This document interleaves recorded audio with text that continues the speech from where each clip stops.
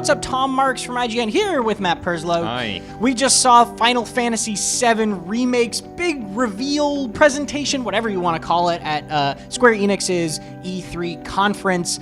And there's some pretty crazy stuff in there. There's some pretty crazy differences. Finally, we got a little bit more in depth with some of that stuff. Matt, what was your craziest takeaway from this showing? Well, I think it's probably the combat, because I think we all knew that active time battle wasn't coming back. That is a very old school system. And some of those trailers were very actiony. Oh yeah, yeah. And kind of I thought that we were going to get Kingdom Hearts or something like that. But actually what we've got is this weird sort of hybrid between the two. And actually I'm really impressed with how they've sort of managed to balance between people that are going to want that kind of ATB gauge system and people that want something that's a bit more Final Fantasy 15.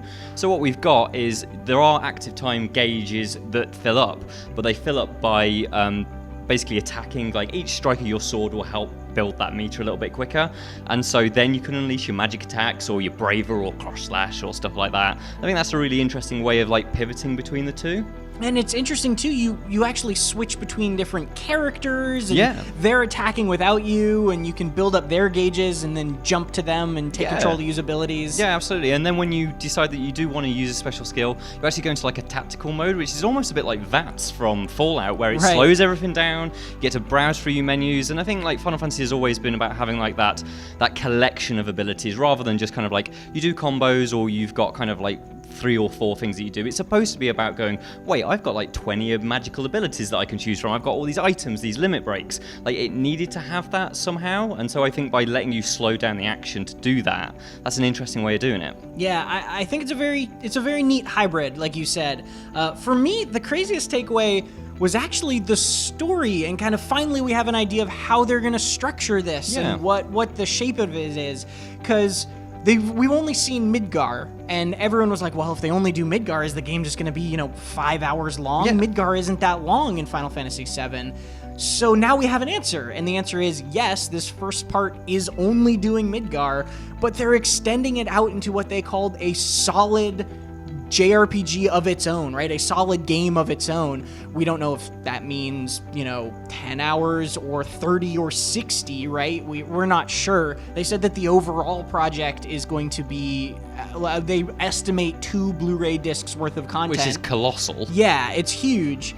And this is the first part of that, is just going to be this Midgar story. So it's amazing to me that they're going to have to add new content, right? Oh, yeah, absolutely. I think I had a prediction, or I had the assumption, I should say, that we just kind of get the same conversations retold over and over. This is going to be, they're going to have to add whole new story beats, whole new scenes, whole new missions, whole new levels in order to stretch what was 3 to 6 hours into, I would assume, somewhere around 30, but that's 100% assumption. Don't base that on any sort of fact.